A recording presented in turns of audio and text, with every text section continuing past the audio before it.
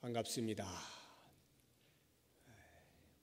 지금이 2008년인데 지금으로부터 정확하게 20년 전 1988년 6월 11일 제가 제 아내와 결혼을 했습니다.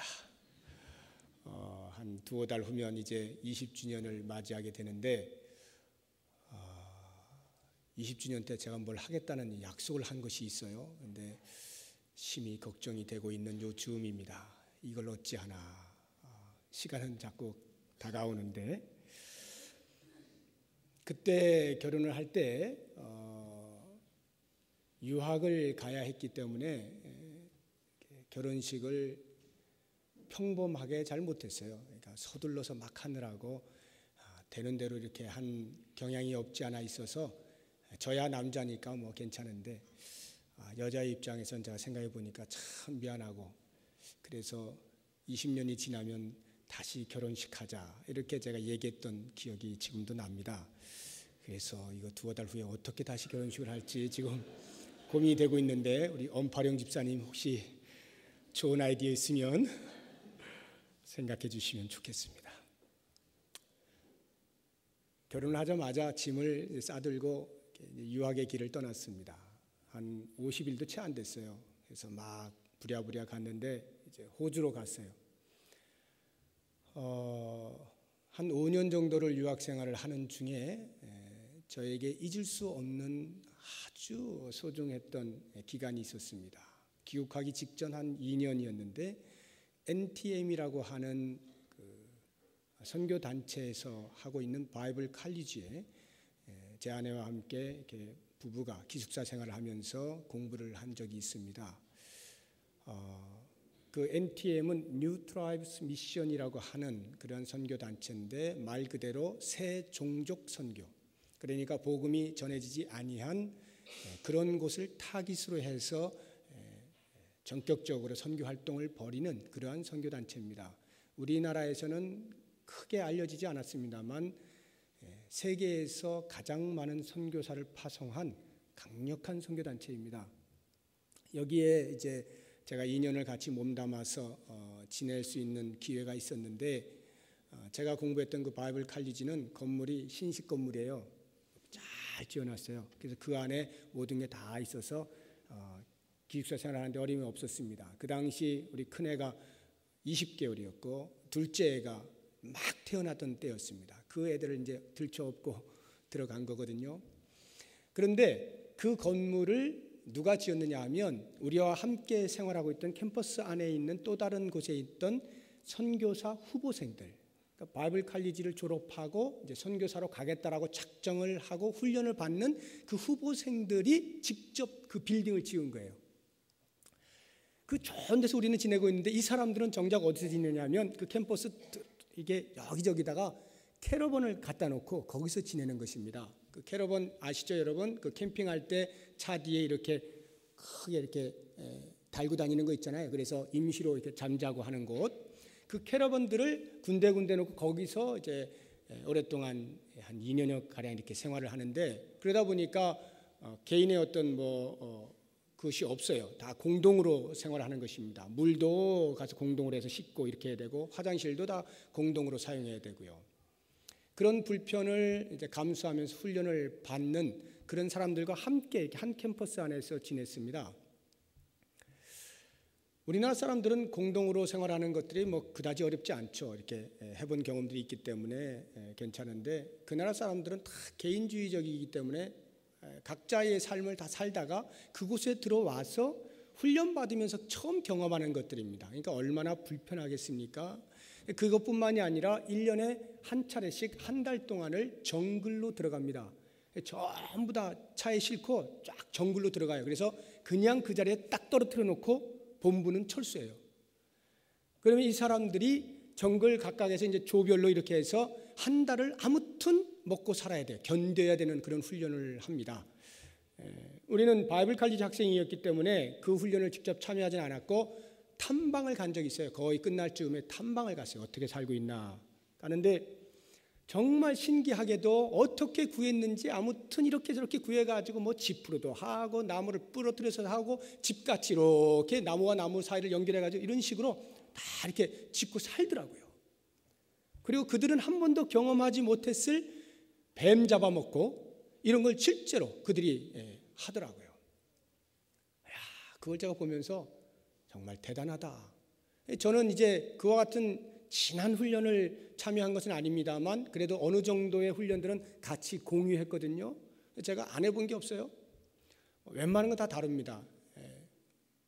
집에서 제가 손 하나 까딱 안 하긴 합니다만 사실은 다 할 줄 알아요. 이것저것 거기서 다 배웠거든요.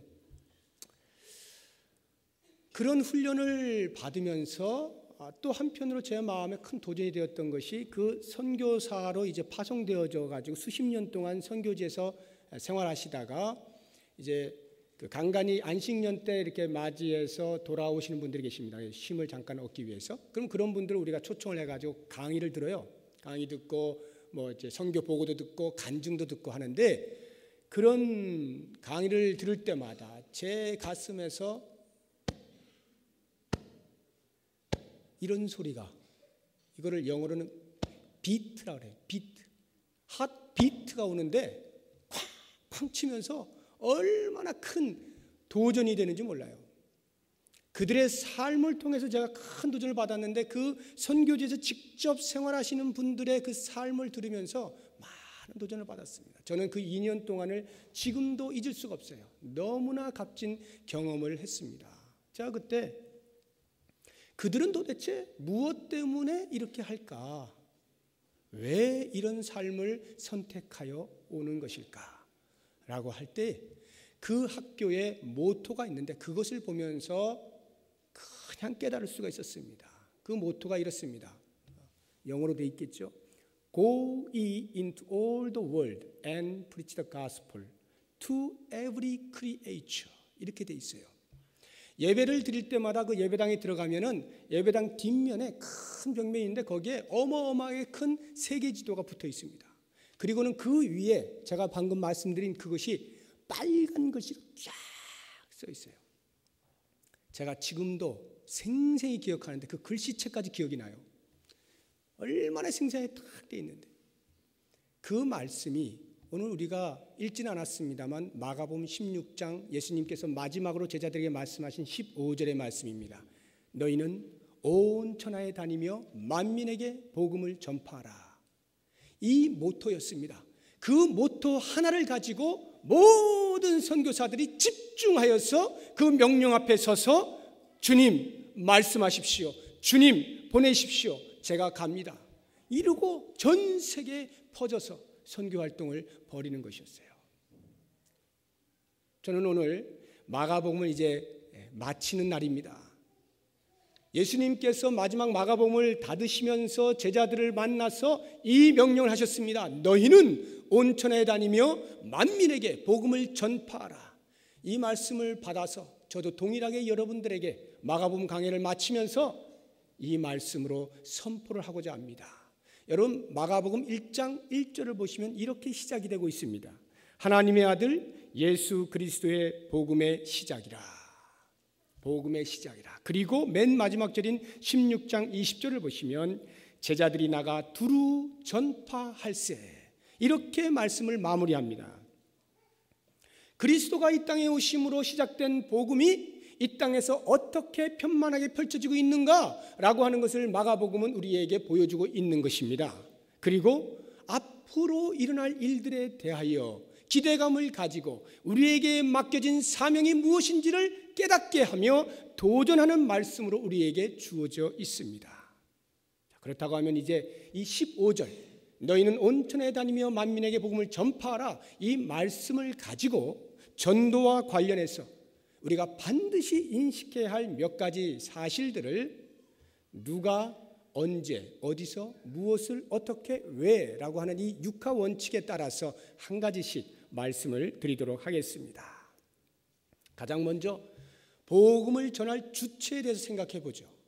누가 복음을 전해야 하는가? 누가 복음을 전할 사람인가? 성경은 말합니다. 너희는 여기에 너희는 직접적인 대상으로 예수님의 제자들이죠. 어떤 제자들이냐 하면 예수님께서 십자가에 돌아가신 사건을 목도했고 그리고 예수님께 다시 부활하신 것을 경험한 그러한 제자들입니다. 비록 십자가의 앞에서 다들 뿔뿔이 도망을 가고 예수님의 부활의 소식을 들었을 때에 믿지 않던 그러한 연약한 모습을 가진 제자들이긴 하였지만 예수님께서는 그들을 불러다가 복음을 전하라고 맡겨주신 것입니다. 조금 이상하지 않아요? 금방 우리가 상식적으로 생각해봐도 좀 답답하죠. 왜냐하면 한마디 하면 바로 알아들을 수 있는 사람, 또는 혹시 실수를 했더라도 고쳐주고 야 그거 아니야 라고 하면 금방 눈치채고 알아들을 수 있는 이런 사람, 적어도 이런 사람이라야 뭘 맡겨도 맡길 수 있는 것 아니겠습니까? 그런데 14절을 보시면 어떻게 나와요? 그 부활의 소식을 믿지 못하는 제자들에게 예수님께서 나타나셔서 이렇게 말씀하시죠. 그들의 믿음 없는 것과 마음이 완악한 것을 뭐 했다고요? 꾸짖으셨다. 그러면 생각해 보세요. 예수님께서 왜 이렇게 꾸짖으시면서까지 이렇게 미련하고 더디 믿는 자들에게 그 중요한 복음 전도의 사명을 맡기시느냐라고 하는 것입니다. 여러분 한번 곰곰이 묵상해 보십시오. 계속 묵상하는 중에 어느 순간인가 제가 무릎을 탁 치게 되는데 이야, 여기에 바로 복음의 능력의 어떠함을 역설적으로 강조하고 있구나 하는 것을 깨닫게 되었습니다. 무슨 말이냐 하면요, 복음은 전해지는 사람, 그 복음을 전하는 사람, 그 사람부터 깨뜨리고 증거가 되어진다 이것입니다. 아무리 완악한 마음을 가진 사람이라 할지라도 복음 앞에 부닥치게 되었을 때 이 복음이 그 사람의 마음을 변화시킨다는 거예요. 깨뜨려 놓고 복음을 전할 수 있도록 만들어 주신다라고 하는 것입니다. 여러분 이것을 뒤집어서 이야기하면 어떻게 되는 거예요? 복음에 의해서 깨어진 사람, 복음을 만나버린 사람, 그 사람은 이 복음을 전하지 아니하면 견딜 수 없는 내적인 요청을 받게 된다 이 말이죠. 여러분 사도행전을 보시면은 제자들이 놀라운 변화의 삶을 살지 않습니까? 죽음을 마다하고 그냥 고사하면서 복음을 전하죠. 아무도 그 사도들의 발걸음을 막지를 못합니다. 왜 그렇습니까? 복음이 내 목숨보다 귀하다는 것을 알게 되니까, 만나 버려놓으니까 더 이상 그들을 막지 못하는 거예요. 이것이 어디 비단 초대교회 당시의 문제입니까? 기독교 역사를 훑어보시면 시대와 시대를 이어가면서 계속해서 이와 같은 현상들이 벌어졌죠. 오늘날도 역시 마찬가지입니다. 복음으로 말미암아서 새로운 피조물로 거듭난 것을 경험해버린 사람들은 그 복음을 그냥 들고만 있지 못하는 거예요. 들고 나아가는 것입니다. 오직 한 가지 단순한 이유, 나를 구원해 주셨다고 하는 그 은혜가 너무도 크고 놀라워서 견딜 수 없는 마음에 너희는 온천에 다니며 만민에게 복음을 전파하라, 이 거룩한 명령을 받들고 어디든지 가는 거예요. 놀라운 일입니다. 복음을 먼저 들은 자, 복음의 은혜를 깨달은 자, 복음에 의해서 깨어진 자, 복음에 빚진 자, 그리스도의 십자가의 은혜를 경험하고 그리스도의 부활의 의미를 깨달아 부활신앙을 분명히 간직한 자면 누구를 막론하고 이 복음을 전할 사명이 주어진다라고 하는 것입니다. 사랑하는 성도 여러분, 여러분들은 이런 말씀을 들으실 때 가슴이 어떻습니까? 너희는 온천에 다니며 만민에게 복음을 전파하라. 이런 말씀을 읽으실 때, 이런 말씀을 들으실 때 여러분 마음이 뛰세요? 뜨거워집니까? 쿵딱쿵딱합니까? 이 복음을 전하지 않으면 견딜 수 없는 그런 심정이 되어집니까? 이 말씀은 비단 선교단체의 슬로건만이 아니에요. 해외로 나가는 선교사들만 들어야 할 그러한 말씀이 아니라는 것입니다. 모든 이 땅에 있는 교회는 다 이 명령 앞에 서 있어야 됩니다. 어느 한 교회 예외 없이 이 명령 앞에 서 있어야 하는 것입니다. 왜냐하면 교회는 존재 자체로 선교적이기 때문에 그래요. 교회는 선교를 위하여 존재하고 있기 때문에 그렇습니다. 그런 의미에서 우리 부평 동북교회는 여전히 동일한 마음으로 이 거룩한 명령 앞에 서 있어야 하는 것입니다. 뿐만 아니라 개인으로서의 성도 한 사람 한 사람도 역시 마찬가지로 이 명령 앞에 겸허히 서 있을 수 있어야 합니다. 하나님께서 애타게 사람을 찾죠. 내가 누구를 보내며 누가 우리를 위하여 갈고 추수할 것은 많이 있는데 추수할 일꾼이 없어 애타게 찾고 있는 그 하나님의 심정을 알고 있던 이사야가 이렇게 대답하잖아요. 주님, 제가 여기 있습니다. 저를 보내십시오. 제가 여기 있습니다. 저를 보내십시오. 저는 이 이사야의 고백이 저의 고백이 되기를 날마다 묵상합니다. 뿐만 아니라 여기 앉아 계신 여러분 모두도 바로 이와 같은 이사야의 고백이 나의 고백이 되며 내가 여기 있사오니 나를 보내주십시오. 손을 들 수 있는 놀라운 복음의 사수들이 다 될 수 있기를 예수의 이름으로 축원합니다. 다음으로 복음을 전할 시기에 관해서 생각을 해보겠습니다. 언제 복음을 전하느냐라고 하는 것인데요. 이 언제라고 하는 부분은 본문에 나와 있지 않습니다. 그래서 제가 사도 바울의 견해를 좀 빌리려고 합니다. 디모데후서 4장 2절을 보면은 바울이 믿음으로 낳은 아들 디모데에게 이렇게 권면을 합니다. 너는 말씀을 전파하라. 때를 얻든지 못 얻든지 항상 힘쓰라. 말씀을 전파하는데 때를 얻든지 못 얻든지, 다시 말하면 기회가 닿는 대로 언제나 말씀을 준비해라, 말씀을 전파해라, 이렇게 말씀을 하시는 거예요. 왜 그랬을까요? 왜 바울이 때를 얻든지 못 얻든지 전파하라고 그렇게 급박하게 요청을 했을까요? 예수님의 재림이 언제 일어날지 모르기 때문에 그래요. 예수님이 언제 이 땅에 오실지 모르기 때문에 그렇습니다. 여러분, 예수님이 오시는 바로 그날이 우리의 모든 구원의 문이 닫히는 날입니다. 예수님이 오시면 아무리 우리가 더 전도하고 더 많은 사람들을 구원해내려고 애를 써도 문이 닫혀버려요. 끝나는 거예요. 기회가 없어요. 사도 바울은 그것을 너무나 정확히 알았기 때문에 언제 오실지 모르는 예수 그리스도, 그분 앞에서 내가 무엇인가를 내어놓을 것이 있어야 하는데, 사랑하는 주님, 내 마음에 열정을 주십시오. 때를 얻든지 못 얻든지 복음을 전하게 해주십시오. 그리고 그 믿음으로 낳은 아들 디모데에게 권고하는 것입니다.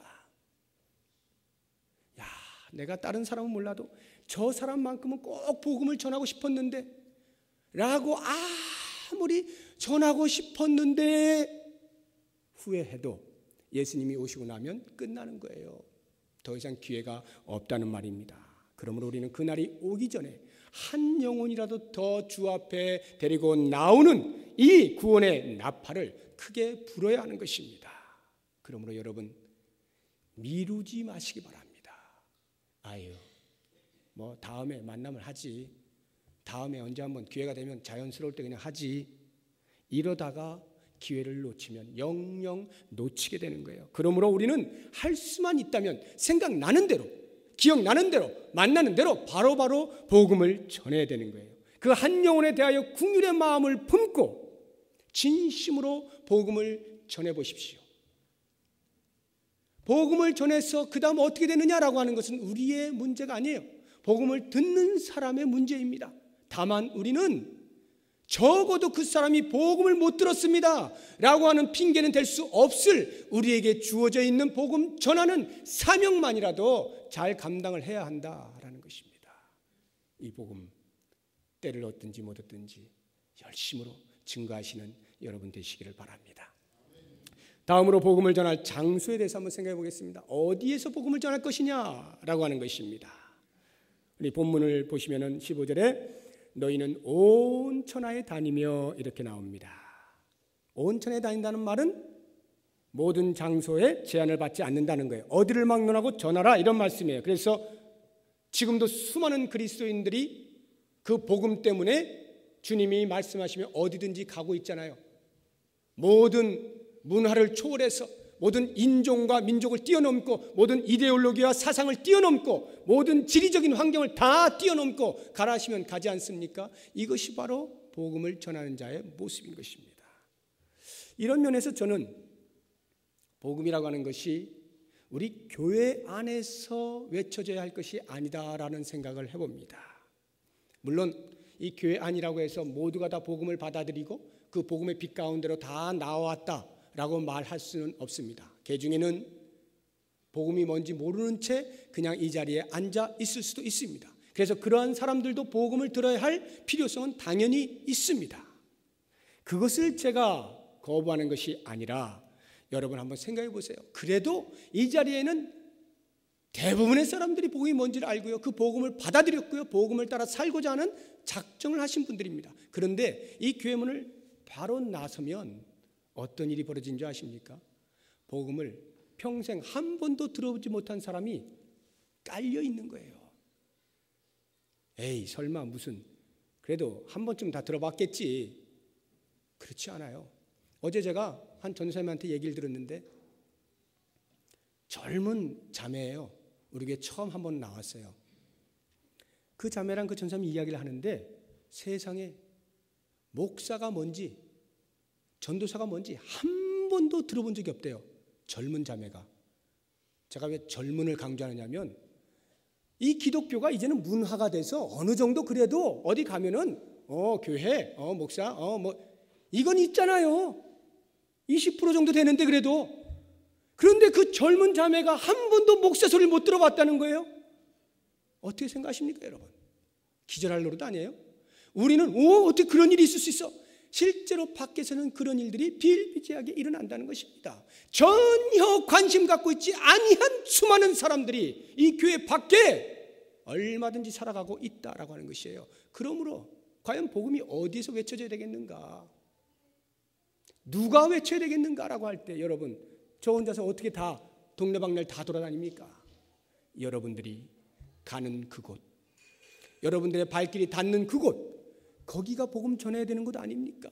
거기가 만약에 가정이라고 한다면 가정에서, 그것이 만약에 일터라고 하면 일터에서, 시장입니까? 시장에서, 이웃과 만나는 장소입니까? 그 만나는 장소에서, 내가 있는 그 자리가 바로 복음을 전할 곳 아닙니까? 바로 거기에 복음을 들어야만 하는 수많은 사람들이 있다는 거예요. 그 역할을 우리가 해줘야 되는 거죠. 장소를 막론하고 어디든지 우리가 틈만 나면 발길 닿는 곳에서 만나는 사람에게 복음을 전해야 하는 것입니다. 자, 그렇다고 한다면 지금 계속 제가 지금 복음을 전해야 된다, 복음을 전해야 된다 말씀을 드리고 있는데 무엇을 전할 것이냐라고 할 때 우리가 전도한다라는 말, 전도, 도를 전한다는 거 아니에요? 그럼 우리가 전하는 도가 무엇이냐? 과연 우리는 우리가 전하는 도가 무엇인지 정확히 알고 전하는가? 도, 복음. 여러분은 복음을 정확히 아십니까? 굉장히 쉽죠. 복음 모르는 사람이 어디 있어? 그런데요, 놀랍게도 제가 개인적으로 한 분 한 분 여쭤보면요, 복음이 뭐죠? 대답 못합니다. 이게 얼마나 놀라운 일인지 몰라요. 교회 안에 수많은 사람들이 있는데 한 분 한 분 복음이 뭐냐고 물어보면 정확히 대답하는 사람이 드물어요. 내가 머리로는 다 알고는 있는데 이게 말로 좀 정리가 안 되네. 정리 안 되는 분이 많이 계셔요. 이게 어찌 된 것입니까? 물론 성경에는요, 복음을 정확히 알지 못하고도 예수님께 인도하는 사람들 많이 있어요. 요한복음 1장에 보면은 예수님의 제자였던 빌립이 나다나엘에게 가서 그냥 한마디 하죠. 와 보라. 개역개정에는 와서 보라 이렇게 돼 있는데 와서 보라. 그 한마디로 예수님 만나게 할 수 있습니다. 요한복음 4장에도 보면 사마리아의 수가성의 여인이 예수님을 만난 다음에 물동이 버려두고 동네로 뛰어들어가잖아요. 뛰어들어가서 뭐라 그럽니까? 예수님에 대해 정확히 모르니까 와 보라. 얼마나 좋은 전도 방법입니까? 그래서 우리가 전도하는 여러 가지 방법 가운데 와 보라라고 하는 전도 방법이 있어요. 그걸 가르칩니다. 여러분 말 못하겠거든 그냥 와 보라 이 말만 하세요. 실제로 복음을 잘 모르는 사람들 와 보라라고 하는 말만 해도 우리가 구원의 통로로 사용될 수 있습니다. 대단한 일입니다. 그러나 여러분들이 지금 빌립을 생각하시고 사마리아 수가성의 여인을 생각하실 때 그 사람들도 그냥 와 보라 한마디밖에 안 했는데 놀라운 일이 벌어지지 않느냐? 천만의 말씀입니다. 그들은요 복음이 뭔지 몰라서 그 말밖에 못한 거예요. 그들은 예수님을 진짜 뵙기로 만났어요. 그러나 예수님이 십자가에 지셔야 될 것과 예수님이 그 십자가의 죽음을 뚫고 일어나서 부활하실 것에 대해서 전혀 경험하지 못한 사람들입니다. 그렇기 때문에 그들은 복음을 전할래야 알아야 뭘 전하죠. 그러니까 그냥 와보라는 거예요. 참 멋진 분 계시다는 거죠. 뭔가 하여튼 신기하다는 거죠. 선지자 같다는 거죠. 그분 만나보라는 거예요. 여러분, 우리는 빌립이 아니고 수가성의 여인이 아닙니다. 우리는 예수 그리스도의 십자가를 만난 사람들이고, 왜 그리스도께서 그 죽음의 권세를 깨뜨리고 부활하셨는지 의미를 알고 있는 사람들 아닙니까? 부활의 신앙을 가지고 있는 사람들이잖아요. 십자가의 의미를 우리의 가슴 속에 새기고 있는 사람들이잖아요. 복음을 가지고 있는 사람들이에요. 복음을 가지고 있는 사람들이 와보라 이 소리밖에 못합니까? 아니죠. 복음을 전해야 되는 것입니다. 여러분, 복음이 뭡니까?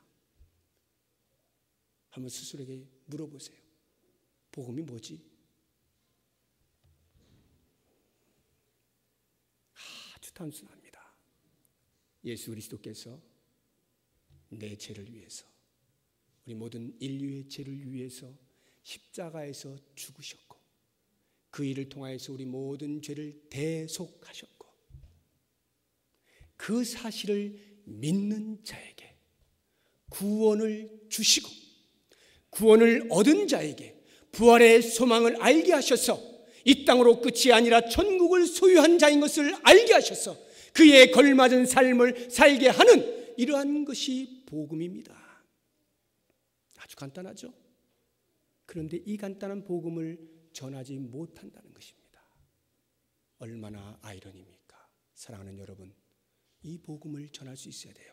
혹시 여러분 가운데 나 그래도 아직도 복음을 잘 모르겠다, 좀 더 자세히 알고 싶다 하시는 분 계시면 제가 꼭 추천하는 곳에 가시기 바랍니다. 우리 교회에 새가족부가 있어요. 새가족부에 5주 과정 양육하는 과정이 있습니다. 여러분들이 새가족이시든 헌가족이시든 50년 믿으셨든 상관없어요. 복음을 만약에 정확히 모르겠다, 선명하지 않다 하시는 분 계시면 과감하게 3부 예배 때 새가족부 하거든요. 3부 예배 오지 마세요. 오지 마시고 거기에 5주 동안 참석하십시오. 그러면 처음부터 끝까지 5주 동안의 복음이 무엇인지 아주 자세하게 가르쳐줍니다. 여러분, 그거 충분히 들으시고 그리고 신앙생활 해보세요. 복음의 의미를 알고 신앙생활 하는 사람은요, 가슴이 뜨거워서 견디질 못해요. 복음을 전하지 않으면 미치는 겁니다. 이런 일이 벌어질 수 있기를 바랍니다. 다음으로 하우에 대해서 생각해 보겠어요. 어떻게 복음을 전할 것이냐라고 하는 것인데, 이 어떻게라고 하는 것은 전도하는 방법을 제가 말하는 것이 아니라 내가 어떻게 복음을 전해? 라고 하는 이 가능성에 대해서 말씀을 드리려고 하는 것입니다. 당시 제자들이 예수님의 명령을 받았습니다. 너희는 온천에 다니며 만민에게 복음을 전파하라. 그리고 나서 즉각적으로 복음을 전하러 최전선에 뛰어든 것이 아닙니다. 마가복음은 그렇게 기록되어 있어요. 예수님의 말씀이 끝나고 승천하시자마자 제자들이 나아가 복음을 전파하는 것으로 기록이 되어 있습니다만, 다른 복음서와 사도행전을 보게 되면은 예수님께서는 복음을 바로 전하지 못하도록 해놨어요. 너희는 떠나지 말고 이 예루살렘 성에 쫙 기다리고 있어라. 그러면 때가 되어 성령을 선물로 받을 것이다. 성령이 임하면 그때부터 너희들이 복음을 전해라. 그래서 이 말씀을 듣고 제자들이 마가의 다락방에 모여서 120여 명의 성도들이 모여서 성령이 오시기를 간절히 기다리며 기도하고 있었어요. 마침내 오순절이 이르자 성령이 놀랍게 임했죠. 그 경험을 한 제자들이 비로소 그때부터 복음을 전하기 시작했습니다. 성령이 오셔서 그들이 알고 있는 그 복음의 확증을 해주시고, 복음을 전할 때 필요한 담대함을 그들의 마음에 주셔서 모든 의심과 두려움을 다 사라지고 오직 복음을 전할 수 있는 열정을 허락해 주신 거예요. 여러분, 우리가 복음을 잘 알고 있다 할지라도, 처음부터 끝까지 복음을 설명을 하면 잘 설명할 수 있다 할지라도 왠지 전하려고 하면 부끄럽고 창피하고 두렵고 무섭고 자신이 없는 그런 분들 계시죠. 왜 그런 줄 아십니까? 오직 한 가지 이유입니다. 성령으로 충만하지 못하기 때문에 그래요. 성령으로 충만하지 못하면 내가 비록 그 복음을 들고 있고 가지고 있다 할지라도 그것을 나누어 줄 만한 용기, 담대함이 없어서 그걸 못하게 되는 것입니다. 반대로 이야기하면 우리가 성령을 의지하고 성령께서 역사하실 것을 간절히 기도하면서 성령의 충만한 은혜를 힘입어 전하게 되면 어디서 그런 힘이 나온지 모르게 담대하게 전하게 된다는 것이죠. 주변에서 손가락질 하든지 비웃든지 조롱을 하든지 아니면 거부하든지 외면을 하든지 어떠한 상황 관계없이 내가 복음을 전하는 자로 능력받는 일에 합당한 자로 여김을 기뻐한다 고백하면서 담대하게 그 일을 감당하게 되는 것입니다. 사랑하는 성도 여러분, 성령이 충만하면 복음을 전할 수가 있어요. 성령으로 기름 부으심을 받으면 그 은혜를 따라 복음을 전할 수가 있게 됩니다. 나는 한 번도 다른 사람 앞에서 얘기해 본 적이 없어. 나는 다른 말도 이렇게 얘기하려면 얼굴이 붉어지고 안 돼. 한 번도 말해 본 적이 없어. 이러시는 분들 걱정하지 마시고 기도하세요. 성령의 충만함을 경험해 보십시오. 성령으로 기름 부으시는 은혜를 체험해 보십시오. 이 속에서 견딜 수 없는 뜨거운 열정을 솟구쳐 오르게 만들어 주셔요, 성령께서. 그래서 정말 내성적이고 누구 앞에 서면 얼굴이 빨개지는 그러한 사람들이 이 성령의 충만함을 받고 복음을 들고 나아가서 어디든지 담대히 외쳐서 귀한 열매를 주렁주렁 맺는 것을 저는 두 눈으로 똑똑히 너무나 많이 보아왔습니다. 이것은 성격과 전혀 관계없어요. 복음을 전한다는 건 성격과 전혀 관계없어요. 우리 김숙순 전사님처럼 이런 분만 복음을 전하는 게 아니에요. 한 번도 고개를 못 드는 사람조차도 성령으로 충만해지면 그 은혜를 따라서 복음을 전하지 아니하면 견딜 수 없는 이 속에서부터 요청이 있단 말입니다. 뜨겁게 역사하시고 복음을 전할 수가 있게 되는 것입니다. 어떻게 하면 우리가 성령의 충만함을 받아요? 기도함으로써. 성령 충만케 해 주옵소서. 간절히 기도하는 것을 통해서 우리는 성령의 충만함을 경험할 수 있어요. 사도행전 4장 31절을 보시면 빌기를 다하매 모인 곳이 진동하더니 무리가 다 성령이 충만하여 담대히 하나님의 말씀을 전하니라. 간절히 기도할 때 성령이 충만하여서 말씀을 전하는데 두려움이 없어요. 주저함이 없습니다. 목숨을 내어놓고 전하는 역사가 일어나는 것입니다. 그러므로 여러분들이 전도하시고 싶으십니까? 복음을 전하고 싶으십니까? 기도하십시오. 성령이 충만해지기를 위해서 기도하십시오. 한 영혼에게 한 번의 복음을 제시하기 위해서 몇 시간이고 기도하십시오. 아니 며칠이고 기도하십시오. 성령으로 충만해지기를 위해서 간절히 기도하십시오. 그러면 나도 모르는 사이에 내 속에 계신 성령 하나님께서 내 입을 벌려서 전할 수 있게 해주시는 거예요.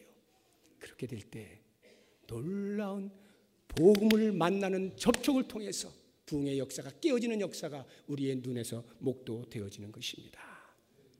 마지막으로 왜 복음을 전해야 하는가 라고 하는 것에 대해 생각을 해보겠습니다. 왜 복음을 전해야 하는가? 마가복음 16장 15절에 이렇게 말합니다. 너희는 온 천하에 다니며 만민에게 복음을 전파하라. 만민에게 라고 하는 이 말이 우리로 하여금 왜 복음을 전해야 하는지에 대한 빌미를 제공해 주고 있습니다. 무슨 말입니까? 만민이 구원의 소식을 들어야 하고 만민이 구원을 얻어야 하는 바로 이 이유가 우리로 하여금 복음을 전하게 하는 이유가 되게 만든다 이 말이에요.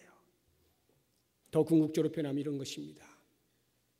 이렇게 만민이 주 앞에 나와 구원을 얻게 되는 이것이야말로 하나님께서 가장 원하시는 것이요 하나님의 뜻이요 하나님의 마음을 시원케 해드리는 것이다 라는 거죠. 잠언 25장 13절에 보면 이렇게 나와 있습니다. 충성된 사자는 그를 보낸 이에게 마치 추수하는 날의 얼음 냉수 같아서 능히 그 주인의 마음을 시원하게 하느니라. 하나님의 마음을 가장 시원하게 할 수 있는 것이 무엇이냔 말이에요. 우리가 무엇을 하면 하나님의 마음을 가장 시원하게 만들 수가 있겠는가? 불을 보듯 뻔한 거 아닙니까? 하나님께서는 내가 복음을 듣고 하나님의 자녀된 그 순간에 가장 기뻐하셨잖아요. 그렇다고 하면 나를 통해서 누군가가 잃어버린 하나님의 자녀가 하나님의 품으로 돌아오게 되는 그 순간이 동일하게 하나님께서 가장 기뻐하실 순간이 아니겠습니까?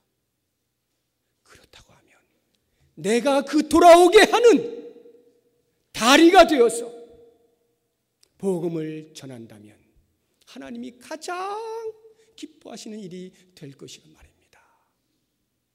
베드로는 이 사실을 너무나 정확히 알았어요. 그래서 베드로전서 2장 9절에 이렇게 선언하죠. 그러나 너희는 택하신 족속이요 왕같은 제사장들이요 거룩한 나라요 그의 소유된 백성이니 이는 너희를 어두운 데서 불러내어 그의 기이한 빛에 들어가게 하신 자의 아름다운 덕을 선전하게 하려 하심이라. 우리를 부르신 목적이 있다는 거예요. 하나님께서 우리를 부르시고 기뻐하셨는데 그것으로 끝난 게 아니라 우리를 부르신 목적이 있어요. 우리를 통하여 우리를 구원하셨을 때 가장 기뻐하셨던 그 하나님의 마음을 그들에게도 전해 주어라. 그 일을 위하여 우리를 부르셨다는 거예요. 우리가 왜 복음을 전해야 됩니까? 그 하나님의 마음을 시원하게 해드리기 위해서, 그 하나님의 마음을 기쁘시게 해드리기 위하여 이 복음을 전한다는 말이에요. 사도 바울은 로마서 10장에서 아주 명언을 했습니다. 13절 이하에 누구든지 주의 이름을 부르는 자는 구원을 받으리라. 그런즉 그들이 믿지 아니하는 이를 어찌 부르리요? 듣지도 못한 이를 어찌 믿으리요? 전파하는 자가 없이 어찌 들으리요? 보내심을 받지 아니하였으면 어찌 전파하리요? 기록된 바 아름답도다 좋은 소식을 전하는 자들의 발이여 함과 같으니라.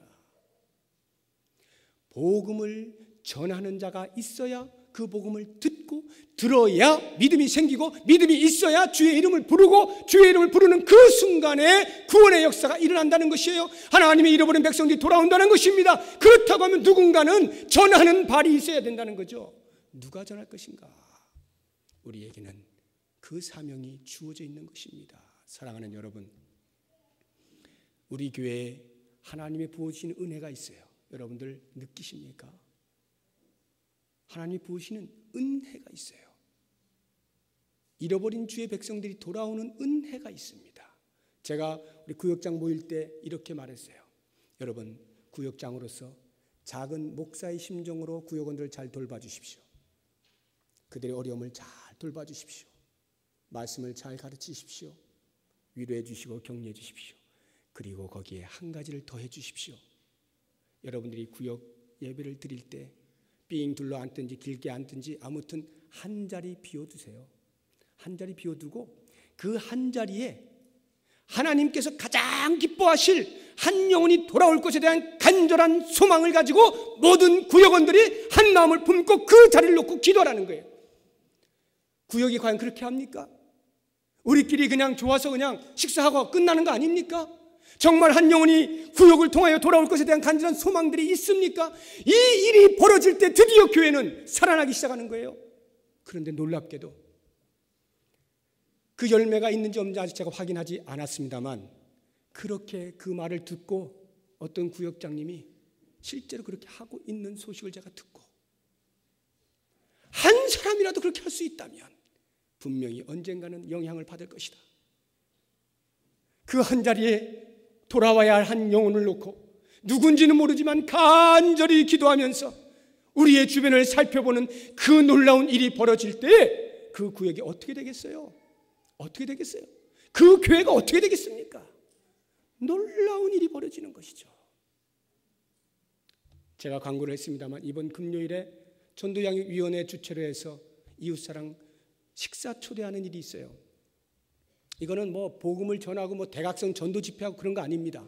그냥 이웃에 있는 분들 한 번도 교회에 발 내디지 못하신 분들 교회가 괜찮네, 들어가도 괜찮은 곳이 죽지 않네, 이런 거 알게 해드리려고 편하게 그냥 오시라면 오실 리가 없으니까 식사 함께 하세요. 이렇게 해서 제공하는 그런 시간입니다. 우리는요 그냥 그렇게 편하게 복음을 듣기 직전에 먼저 마음이라도 편하게 드시라고 식사 초대하는 것으로 계획하고 준비하고 다 합니다.